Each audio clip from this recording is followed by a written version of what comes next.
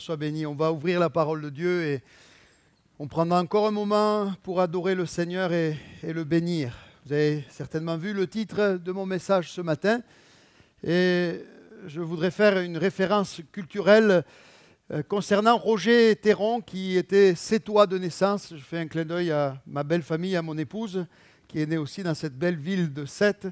Il a connu Georges Brassens, ils ont été dans les mêmes écoles. Et il fut pendant 40 ans directeur de Paris Match. Et il choisit de faire d'une phrase écrite par l'écrivain et journaliste Jean Caux le slogan de la revue Paris Match, le poids des mots, le choc des photos. Vous connaissez bien sûr, tous ceux qui ont plus de 40 ans, ce slogan. Ces deux hommes avaient compris quelque chose d'important. Les mots qu'on prononce ne sont pas anodins, ou les mots qu'on écrit pour un journaliste, mais peuvent littéralement, ces mots, ces phrases, impacter pour Paris Match leurs lecteurs, voire même les influencer. Et vous connaissez ou avez entendu certainement parler de l'affaire Dreyfus en France. Un capitaine qui a été faussement accusé, n'était absolument pas coupable des faits qu'on lui reprocha, mais il fut jugé et condamné à la déportation. Condamné pour haute trahison. Et cette affaire faillit tomber dans l'oubli jusqu'à ce qu'un célèbre écrivain, Émile Zola, va écrire dans le journal L'Aurore un article avec pour titre « J'accuse ». J'accuse l'État, j'accuse l'armée, et avec tout un plaidoyer pour sortir de cette impasse Dreyfus qui était dans l'oubli des Français, qui était jeté à la vindicte populaire. Et grâce à cet article, grâce à des mots, l'affaire Dreyfus a pris un relief nouveau. Les juges ont examiné à nouveau sa situation et ont pu reconnaître qu'il était innocent et non sans difficulté, il fut libéré. Le poids des mots, le choc des photos. Rappelons-nous, pour nous chrétiens, alors j'ai fait ici référence à des faits d'actualité, mais rappelons-nous pour nous chrétiens que c'est par des mots, c'est à travers un discours bien ficelé, un argumentaire bien construit, que Satan, dans le jardin d'Éden, va séduire de manière convaincante nos premiers parents. Et les bougres vont tomber dans le panneau et ils vont être conduits à trahir l'ordre de Dieu, l'interdit de Dieu, et ils vont aller dans le péché avec quelles conséquences? Satan, par la parole, est arrivé à séduire nos premiers parents. C'est avec des mots ou bien des discours que des dictatures se sont imposées dans le monde, en Europe également, et je pense notamment à Hitler, qui, à force de propagande bien huilée, inoptisa et hystérisa presque tout un pays, voire tout un continent. C'est assez effrayant de voir aujourd'hui ces vidéos où les foules sont littéralement inoptisées, hystérisées. Et par des mots, tout un continent fut plongé dans le chaos avec une haine terrible contre un peuple, pour ici Israël, mais pas que, nous le savons. C'est encore par des mots que les chefs religieux du temps de Jésus ont incité le peuple à demander à Pilate de faire mourir Jésus. Vous connaissez ce texte, vous connaissez cette histoire.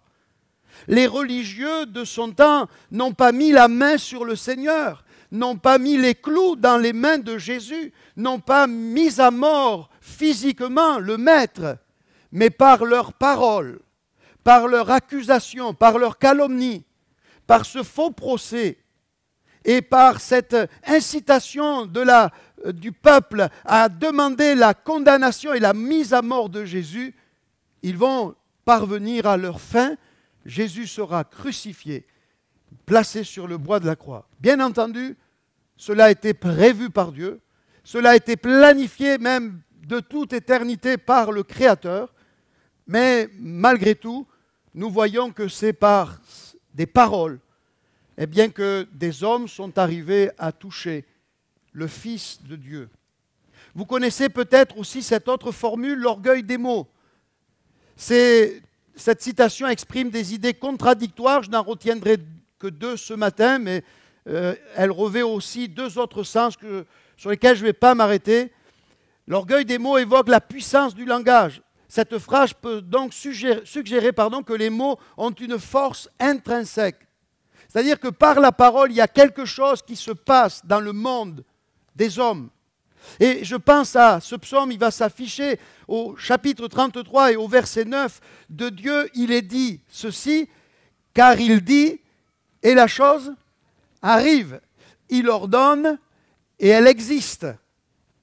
Bien entendu, vous allez me dire, c'est Dieu. Mais nous verrons que nos mots aussi ont un poids. L'expression l'orgueil des mots peut aussi signifier la vanité d'un discours. Et donc, c'est une critique ici contre tous ceux, les grands discoureurs de ce monde, qui emploient des phrases, grandiloquentes, mais des discours creux qui n'apportent rien, qui ne changent rien. Et il y a comme cela des discoureurs, même dans le monde religieux. L'apôtre Paul va en parler dans 1 Corinthiens 4 au verset 20. Il dit ceci, car le royaume de Dieu ne consiste pas en parole, mais en puissance. Alors on veut parler de la parole et de la puissance que la parole peut revêtir, mais dans le domaine spirituel, nous y viendrons dans quelques instants, ce ne sont pas les paroles seules qui comptent, mais les résultats, le fait que nos paroles amènent la bénédiction et la grâce de Dieu. Paul avait expliqué un peu avant ce passage de chapitre 4, verset 20, sa réflexion sur le point que nous venons d'aborder, à savoir que le rôle, bien sûr, du prédicateur, c'est d'annoncer la parole. C'est d'annoncer les oracles de Dieu, c'est d'annoncer la bonne parole de Dieu. Mais le prédicateur ne doit pas s'appuyer pour cela sur les discours persuasifs de la sagesse, mais sur une démonstration d'esprit et de puissance. Autrement dit, nous ne voulons pas simplement être les proclamateurs de la parole, mais nous voulons, avant, pendant, après, nous tenir à genoux devant Dieu pour dire, Seigneur, cette parole que je proclame, cette parole que j'adresse, peut-être que vous n'êtes pas des prédicateurs comme je le suis ce matin, mais auprès des vôtres, vous pouvez être des prédicateurs qui annoncent les oracles de Dieu, la parole de Dieu, et nous désirons que cette parole qui est puissante puisse être revêtue de force et de grâce, afin qu'elle engendre dans la vie de ceux qui nous entendent et nous écoutent, la vie qu'elle dit pouvoir prodiguer. Alléluia. Pour moi, frère, 1 Corinthiens 2, verset 1, lorsque je suis allé chez vous, ce n'est pas avec une supériorité de langage ou de sagesse que je suis allé vous annoncer le témoignage de Dieu, et juste quelques versets plus loin pour gagner du temps, et ma parole et ma prédication ne reposaient pas sur les discours persuasifs de la sagesse, mais sur une démonstration d'esprit et de puissance. Amen. Il y a dans ce monde des gens qui parlent bien. Il y a dans le monde chrétien des gens qui parlent bien. Mais cela importe peu. Ce qui compte, c'est que le Seigneur puisse agir dans nos cœurs et avoir accès à chacune de nos consciences. Alléluia. C'est d'ailleurs ce qui distinguera le Seigneur Jésus des autres imminents pourtant rabbins de son époque. Il va être dit de lui la chose suivante, Luc 4, verset 32. On était frappé de sa doctrine, car il parlait comme les autres rabbins de Dieu. Il parlait de la part de Dieu, il parlait de la parole de Dieu, mais lorsqu'il s'adressait à la foule, lorsqu'il s'adressait aux individus, il parlait avec autorité. On comprenait qu'il y avait quelque chose de différent chez Jésus-Christ lorsqu'il prêchait, lorsqu'il parlait de Dieu, lorsqu'il parlait de son Père, lorsqu'il ouvrait la parole de Dieu, lorsqu'il citait et commentait la Bible. Il y a quelque chose qui se produisait dans le cœur de ses auditeurs. Il y a quelque chose qui était amené dans la vie de ceux et de celles qui l'écoutaient. Alléluia. Et c'est ce que nous désirons pour nos vies aussi, pour l'Église. Nous reviendrons un peu plus tard sur ce point, car il est important, mais je crois qu'un homme, une femme revêtue de la puissance de l'Esprit peut aussi avoir, par la grâce de Dieu, les mêmes résultats. Jésus n'a-t-il pas dit quelque part, « Je vous ferai les œuvres que j'ai faites ». L'impact de nos mots à deux niveaux. Premier niveau purement humain. Nos paroles affectent au-delà de ce qu'on peut imaginer notre condition d'être humain. Nos pensées, nos sentiments, nos comportements, nos choix, nos relations, notre morale ou mentale, notre entourage. Nos paroles.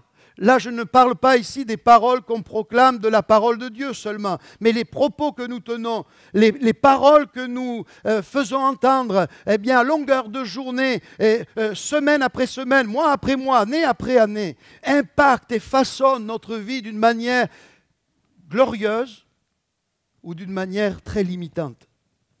Elles peuvent nous aider, nous faire grandir, nous stimuler, nous encourager, nous faire croître, mais elles peuvent aussi nuire à notre développement. Elles peuvent arrêter notre croissance. Elles peuvent faire avorter même les plans de Dieu. Nous allons le voir dans quelques instants. C'est pourquoi nous avons besoin de veiller sur ce qui sort de notre bouche. Si vous dites à longueur de journée, je suis un nul, je suis un raté, vous n'allez pas réussir à faire grand-chose. En ce moment, j'ai mis au placard le vélo, ça se voit, et j'ai un argument de poids pour ne pas l'utiliser, il fait trop chaud. Bien qu'on m'encourage, qu'on me stimule, quelques-uns ici dans cette salle, ma fille également, pas plus tard que hier, m'encourage à prendre le vélo, et ça serait vraiment bien, mais il fait trop chaud. Et voilà que Jean-Paul, depuis pas mal de temps, dit « il fait trop chaud ». Et du coup, on ne sort pas le vélo et on voit les résultats. Oui, nos paroles nous limitent. Je suis né sous une mauvaise étoile, alors parmi nous, nous ne le disons pas, mais il y a peut-être au milieu de nous quelqu'un qui ne connaît pas le Seigneur et qui se dit, mais moi je suis né sous une mauvaise étoile, je n'ai jamais été désiré par mes parents, on m'a toujours dit que je suis l'enfant de trop, que je suis venu perturber les plans, les projets de mes parents et je n'ai pas reçu l'amour et au contraire, on m'a adressé des paroles de destruction, on m'a dit que je serais un raté, que je ne réussirai rien, que je n'aboutirai à rien, que tout ce que j'entreprendrai sera voué à l'échec. Et ces paroles, elles sont là dans le conscient, dans le subconscient. Et parfois même, à l'âge de 70, de 80 ans, ces paroles sont là comme une prison qui enferme nos âmes, nos cœurs, et au final, nous empêche de vivre une qualité de vie digne d'être vécue. Nous avons besoin de veiller nos paroles à l'endroit de nos proches, à l'endroit de nos enfants, à l'endroit de ceux auprès de qui nous vivons dans notre milieu professionnel, la société, mais l'Église aussi. Vous avez vu un peu les informations, il y a de quoi déprimer à la fin. C'est pourquoi vous et moi et vous, je pense, on évite de plus en plus d'écouter la radio, les informations, non pas qu'on ne veut pas être ignorant de ce qui se passe, non pas qu'on veut vivre dans l'illusion. Mais j'écoutais cette semaine ou la semaine passée un rabbin qui parlait à sa communauté par rapport à ce que vit Israël aujourd'hui. Israël est dans une situation plus que périlleuse à vue humaine, n'est-ce pas ? Avec des nations environnantes qui n'ont qu'un désir, qu'un objectif, qu'un projet environnant et lointaine, parce que l'Iran, ce n'est pas à côté quand même. Mais en ce projet, en cette ambition, dans leur motivation, leur rêve, leur fantasme, c'est qu'Israël soit rayé de la terre. Et je regardais mardi, je crois, sur 20 ans, le nombre de roquettes qu'Israël a reçues sur son territoire, heureusement très souvent arrêtées par le dôme de fer, et c'est une roquette, cela revient à une roquette par jour qui est envoyée sur Israël. Et le rabbin, je n'oublie pas ce que je vous disais, s'adresse à sa communauté par rapport aux menaces qui peuvent venir de l'Iran, qui peuvent venir du Liban, qui peuvent venir du Yémen, et de je ne sais où encore, la Turquie peut-être, etc. Et le rabbin de dire, mais Israël, il s'adressait, il prenait le nom d'un juif, Youssef, pas toi, ne tremble pas, ne panique pas, n'aie pas peur. Regarde, depuis des milliers d'années, des hommes ont voulu nous détruire. ont voulu enrayer Israël de la carte ou les Juifs de la terre, mais jamais ils n'y sont arrivés. Pourquoi? Pourquoi?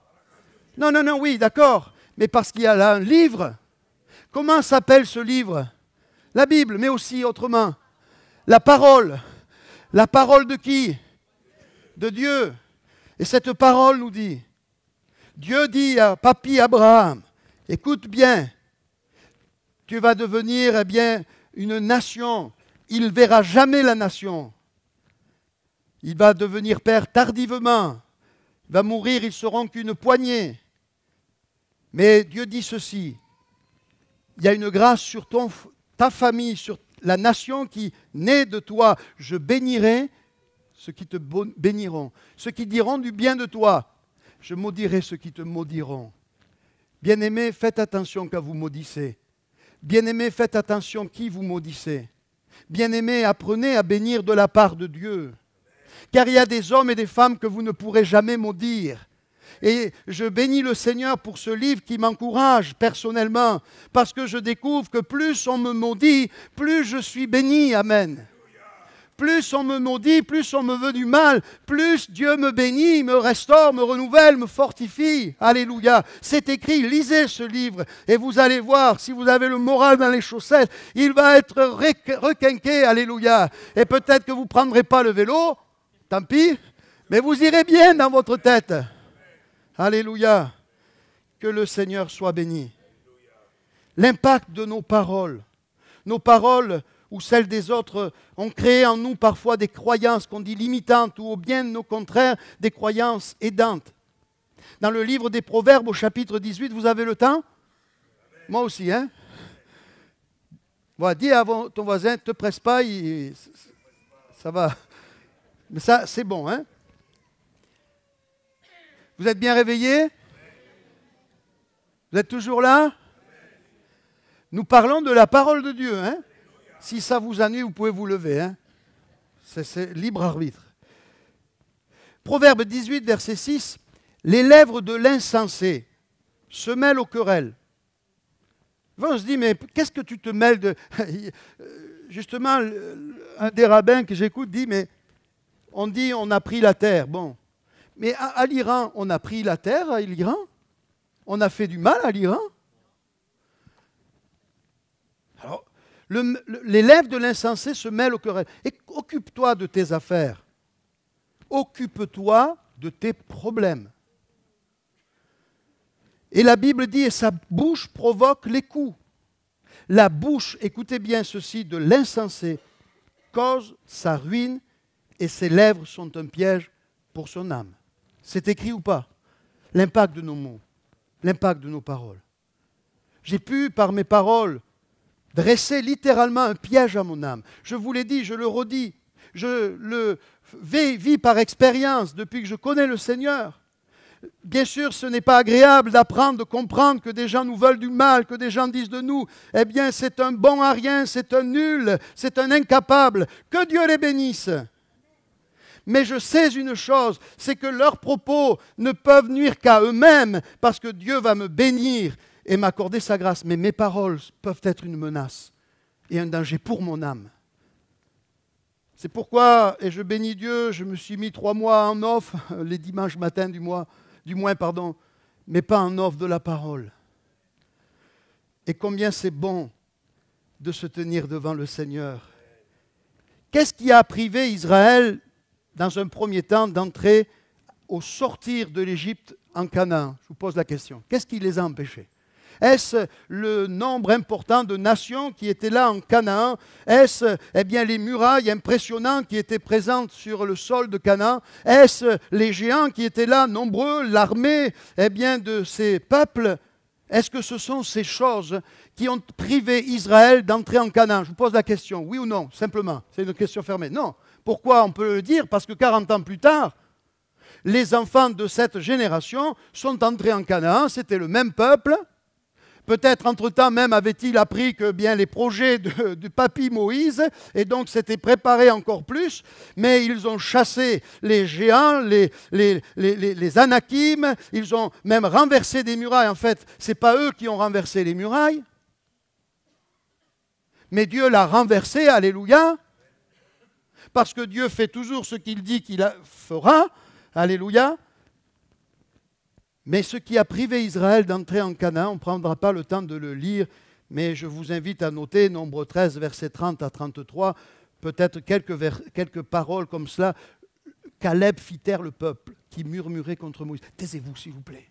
Pourquoi? Parce que, 10 espions avaient dit, oui, c'est un bon pays, etc., mais ils décrièrent devant les enfants d'Israël, c'est le verset 32, le pays qu'ils avaient exploré, dire le pays que nous avons parcouru pour l'explorer est un pays qui dévore ses habitants. Tous ceux que nous y avons vus sont des hommes d'une haute taille, et nous y avons vu les géants, enfants d'Anak, de la race des géants. Nous étions à nos yeux et aux leurs comme des sauterelles. Vous avez vu la taille d'une sauterelle? Vous avez vu la taille du bonhomme Rollery qui vous parle, hein? Voilà ce que disent les espions. Je comprends que quand tout Israël a appris les hommes qui sont dans ce pays-là, nous, on est comme des sauterelles et eux, voilà, on comprend qu'ils ont mis le bazar par leurs paroles. Ils ont mis la panique. Et Nombre 14, verset 1 à 2, toute l'assemblée éleva la voix et poussa des cris, et il pleura pendant la nuit. Oh, oh, oh, oh. Moïse, tu nous as menti, Dieu, tu nous as menti. Tous les enfants d'Israël murmurèrent contre Moïse et Aaron, et toute l'assemblée leur dirent, que ne sommes-nous morts? Écoutez bien, dans le pays d'Égypte, bon ça vous n'avez pas eu ce privilège, puisque ils le souhaitaient, hein, mais ils ajoutent, ou que ne sommes-nous morts dans ce désert. Waouh! Faire attention à ce qu'on proclame. Hein?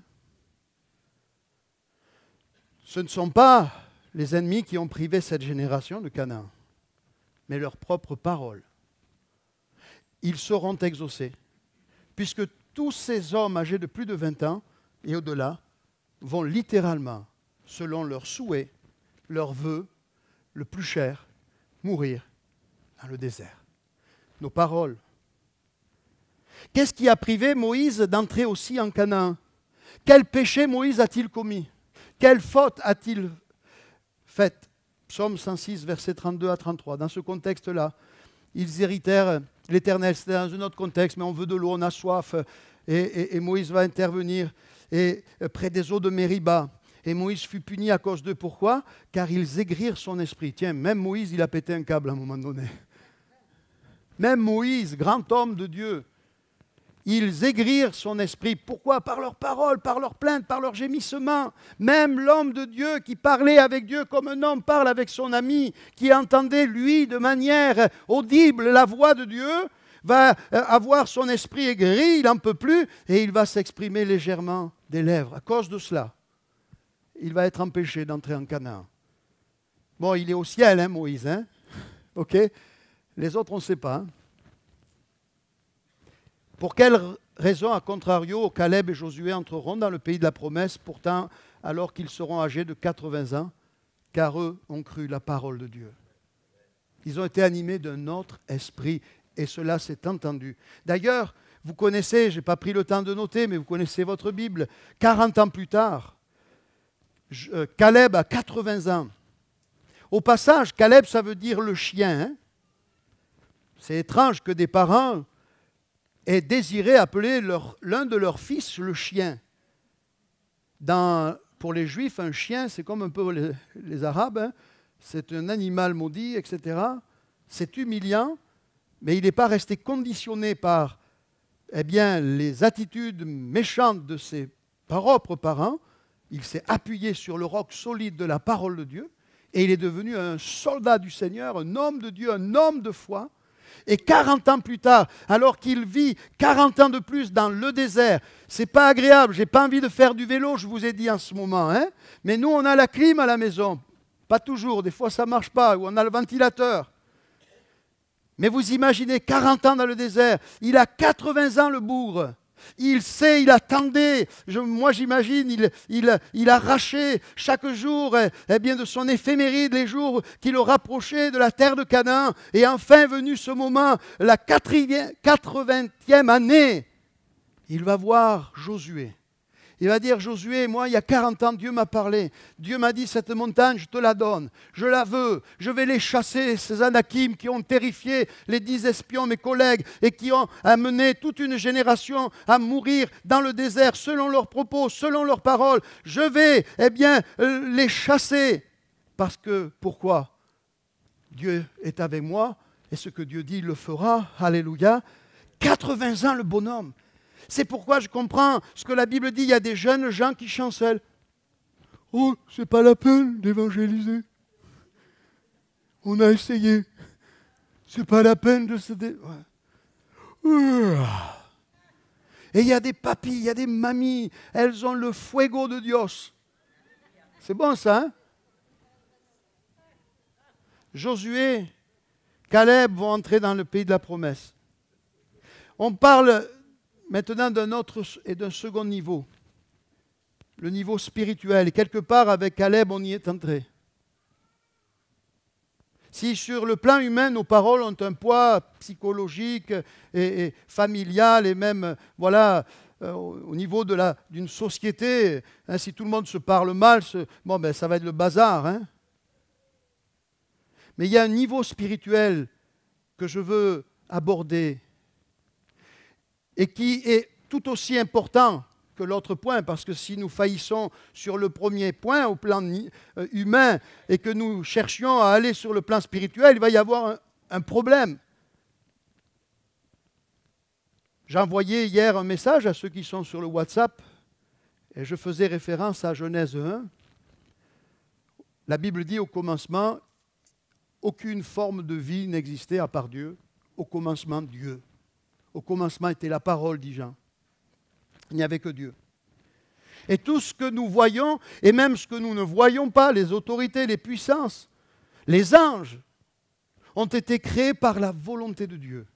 Mais dans le livre de la Genèse, l'auteur nous explique, inspiré du Saint-Esprit, comment l'univers fut créé, comment la terre fut créée, comment la lumière fut engendrée, comment l'être humain, etc., etc.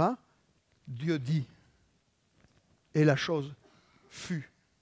Dieu a dit que la lumière soit, et la lumière fut.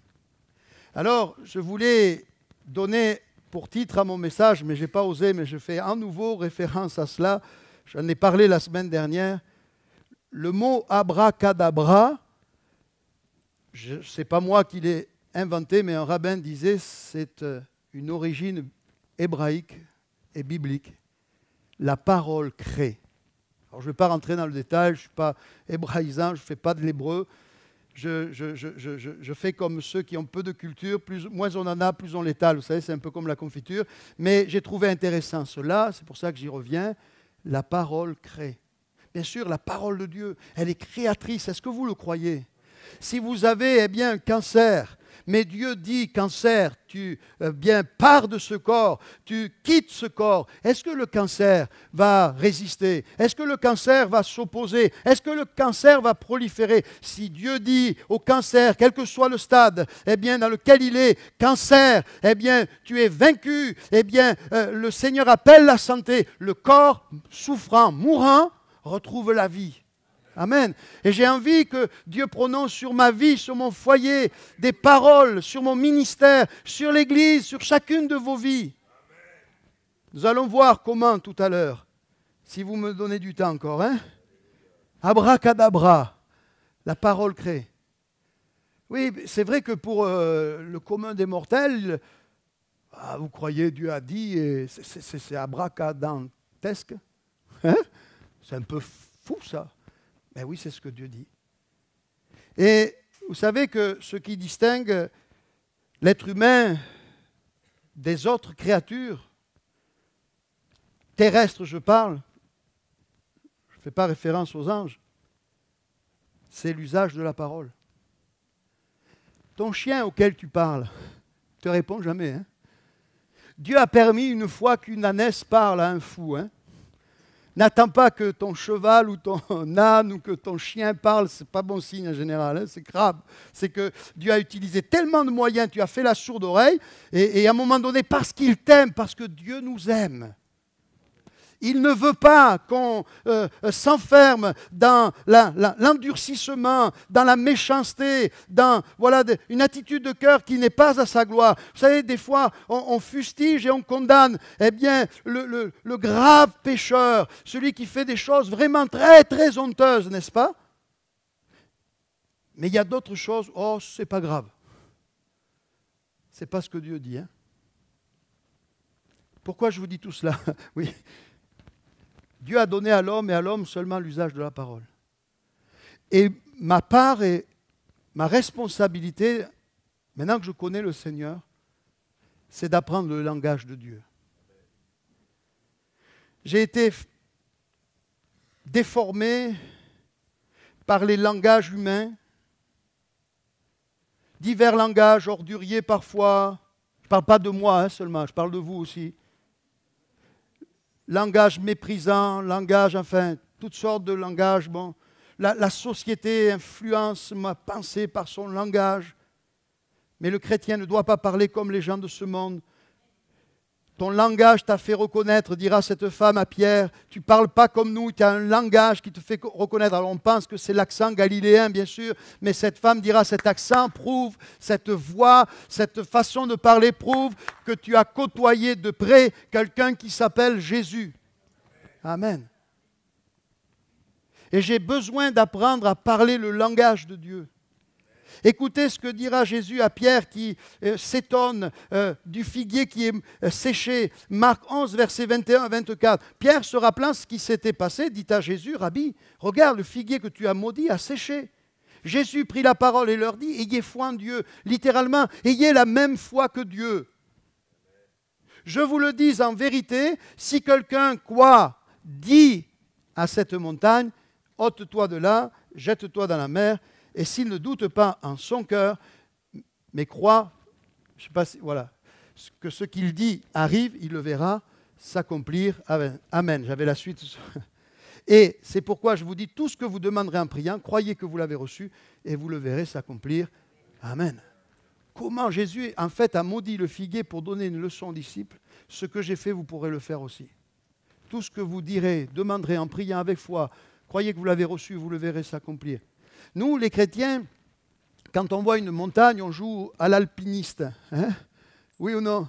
On va prendre une corde, je ne sais pas faire de l'alpinisme là encore, et on va gravir la montagne, et on va essayer de gravir cette montagne, et puis on s'épuise, et puis on se fatigue, et puis on chute, on retombe, etc. Ou alors on fait le randonneur. Le randonneur, qu'est-ce qu'il fait? Il contourne la montagne. Mais la montagne, eh bien, on tourne en rond, à un moment donné, elle est toujours là. Seigneur nous dit, laisse ton alpinisme, laisse bien ta rando, et apprends le langage de Dieu, et dis à cette montagne, et je bénis Dieu de ce que parfois nous sommes placés devant des montagnes, on comprend des choses contre lesquelles nous ne pouvons rien humainement parlant. Mais le Seigneur nous dit, arrête d'essayer par toi-même, en gravissant, en contournant la montagne. Ordonne à cette montagne, en te tenant devant Dieu, en me cherchant, en me priant et en croyant que ce que tu dis dans la prière avec foi peut s'accomplir. Alors je te dis, dit Dieu, cette montagne qui est là, quelle que soit cette montagne, elle se déplacera. Vous savez que nous, les chrétiens, on est engagés dans une guerre et un combat spirituel qui se joue sur le plan de la parole. Je vous ai dit, Genèse 3, Adam et Ève, Satan est venu par la parole.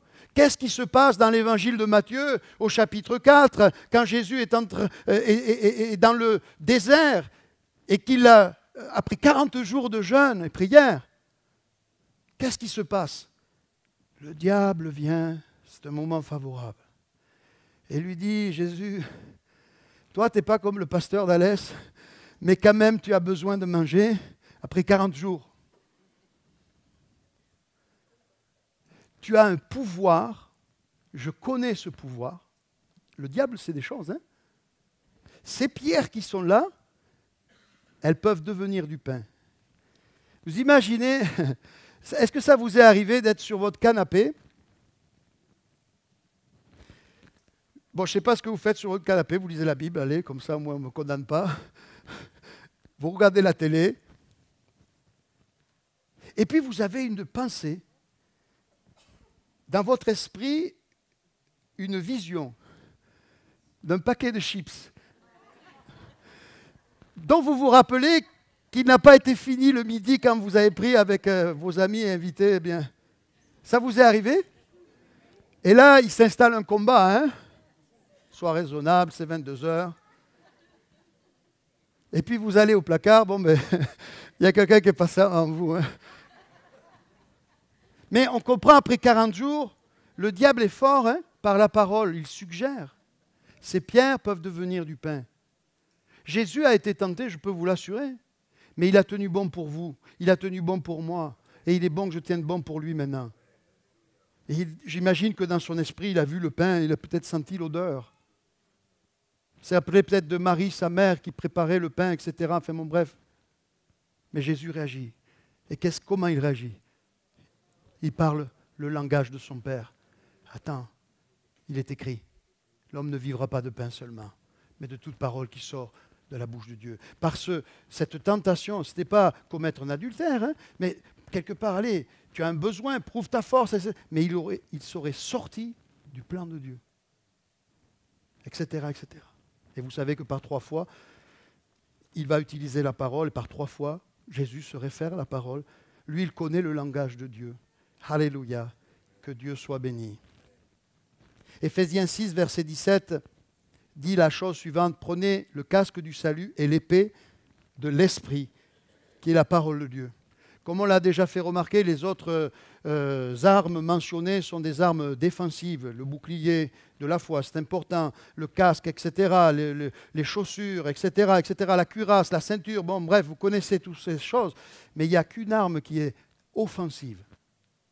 C'est la parole de Dieu. Et l'apôtre Paul dit, eh bien, voilà, comme le militaire, le romain, par son épée, eh bien, peut mettre à mort, peut remporter des victoires, conquérir des villes, conquérir des territoires, eh bien, nous aussi, chrétiens, nous avons une arme, c'est la parole de Dieu, c'est l'épée de l'esprit. J'ai dit en semaine, pour ceux qui viennent, que je redécouvre les psaumes. Je découvre même, je peux dire, les psaumes. Dans le sens que je plonge quotidiennement mes yeux, mon cœur dans les psaumes, je lis les psaumes, je médite les psaumes, je chante les psaumes. Et j'ai fait des recherches, et là encore, je ne suis pas hébraïsant, je ne fais pas de l'hébreu, mais il y a des choses qui sont intéressantes. Et un rabbin explique, le mot psaume en hébreu, c'est Tehillim. Excusez-moi si je prononce mal. Hein. Et le rabbin que j'ai écouté, un des rabbins que j'ai écouté dit, et c'est là où c'est intéressant quand même, l'hébreu, l'original, il dit, mais savez-vous que le mot missile en hébreu c'est tilim? Entendez? Le mot psaume c'est Tehillim, le mot missile c'est tilim. Ah, comprends, hein? C'est proche. Et qu'est-ce que cela veut nous dire? Oui, ce livre. C'est une véritable arme. C'est une roquette. C'est un missile. Alléluia. Mais pour qu'un missile puisse être envoyé, il faut des lance-roquettes. Oui ou non? Ce livre, et pourquoi, écoutez bien, le diable t'éloigne de ce livre. Pourquoi il te dit non, ne viens pas le mardi soir, l'étude biblique. Pourquoi le diable te dit le soir, tu es trop fatigué, tu en as trop fait, ne lis pas la parole. Moi, je ne vous dis pas de lire la Bible en 1 an. Si vous pouvez le faire, c'est formidable, mais vous pouvez vous épuiser suivant votre activité professionnelle, familiale. Mais je vous encourage, prenez un livre, eh bien peut-être, et engagez-vous dans un mois de faire sa lecture. Vous lisez un chapitre par jour, mais sérieusement, vous le méditez. Peut-être vous le mettez en musique, en chanson, et vous proclamez la parole de Dieu. Le diable a des paroles sur ma vie, le diable a des paroles sur mon ministère, le diable a des paroles sur mon foyer, et j'ai pu le vivre et l'expérimenter. Mais Dieu a aussi des paroles, alléluia. Et j'ai besoin, face à l'ennemi qui est là, voulant m'impressionner, j'ai besoin de dire arrière, tu es vaincu. Parce que Jésus-Christ a remporté la victoire. Et je serre ta parole, Seigneur, sur mon cœur. Et je lance les roquettes. Et moi, j'aime en ce moment, je vous assure. Je ne fais pas de mal, c'est spirituel. Hein? Et si vous lisez les psaumes, oh là, je suis étonné. Seigneur, je renverse mes ennemis reculent au jour où je crie, etc. L'Éternel se lève, Dieu se lève et mes ennemis se dispersent. Ses ennemis se dispersent. Je lance des roquettes pour mon ministère, pour mon foyer, pour ma famille, mais pour l'Église aussi. Amen. Et on a besoin, l'ennemi a cible les églises. Et on a besoin qu'il y ait des lanceurs de roquettes. Je ne vous invite pas à la violence, hein? Mais j'espère que vous êtes d'accord avec moi. Il y en a un pour lequel on veut éprouver aucune sympathie, hein? Il y a quelqu'un pour lequel on ne veut éprouver aucune sympathie. Vous êtes d'accord avec ça? Moi, le diable, je n'ai pas envie de le bichonner, de le cajoler, de dire c'est pas grave. Non, non, non. J'ai besoin de saisir la parole. Et j'ai besoin de dire comme Jésus, il est écrit. Et je proclame la parole, je serre la parole de Dieu sur mon cœur.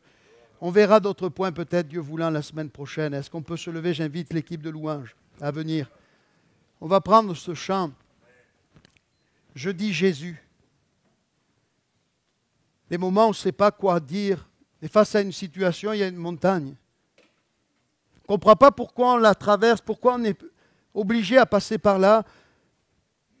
Mais je veux te dire de la part du Seigneur que Dieu a permis parfois, et Dieu permet parfois, pour nous apprendre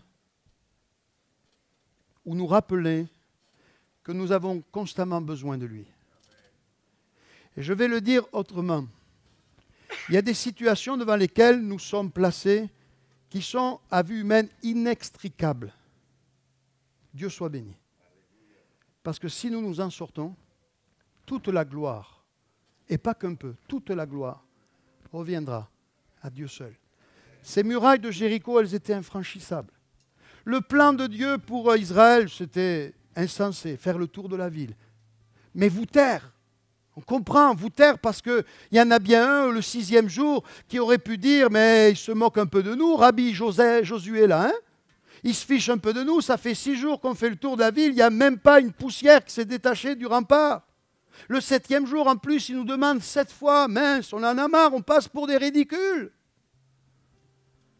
Mais après qu'ils aient observé, obéi fidèlement la parole de Dieu, Dieu dit au son de la trompette, vous criez de tout votre cœur. Et l'ennemi, on lui inflige une défaite. Et les murailles sont renversées. Alléluia, et la ville fut conquise. Est-ce qu'il y a des conquérants ce matin? Je parle de ton foyer, je parle de ta famille, je parle pour tes enfants, je parle de ton église. Alléluia, que Dieu soit béni. Je dis Jésus, invoque le nom de Jésus ce matin. Amen.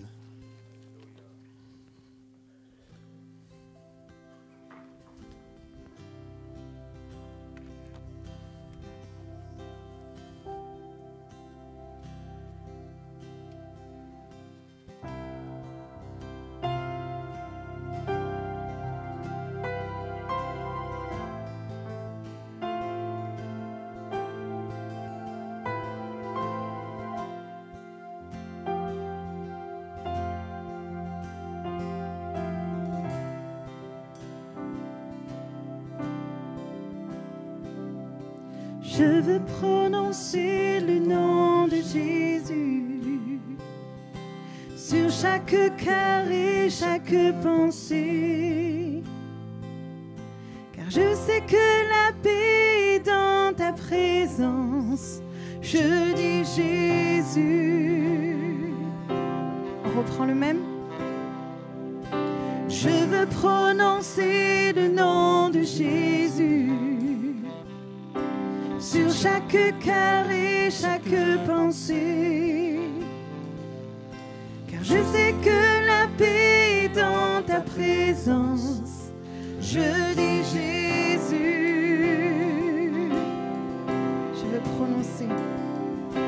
Je veux prononcer le nom de Jésus jusqu'à voir tous les liens se briser, déclarer l'espérance et la liberté. Je dis Jésus, ton nom est puissant et ton nom guérit, ton nom est vie. Brise les chaînes, brille dans l'ombre, brûle tel un feu. Ton nom est puissant,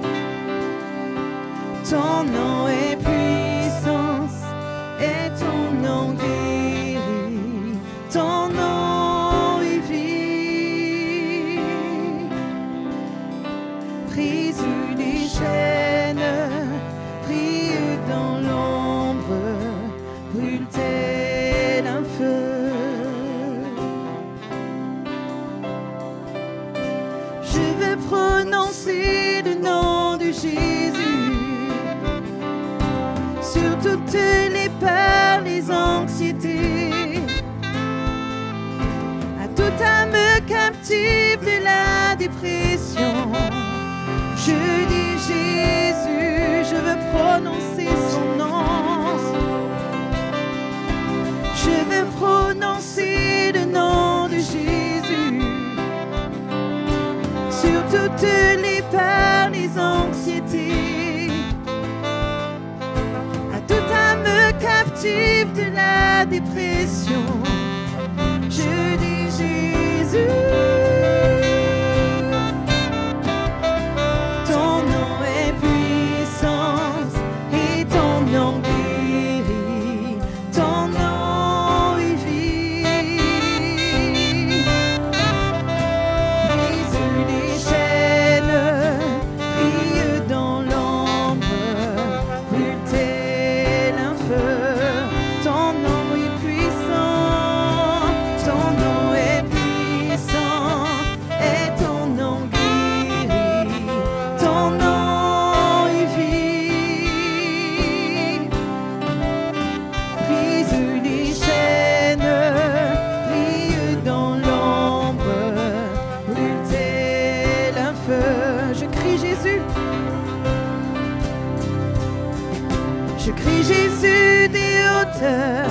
Jésus dans les rues, Jésus face aux ténèbres, sur tous mes ennemis, Jésus sur ma famille, j'invoque le saint nom de Jésus.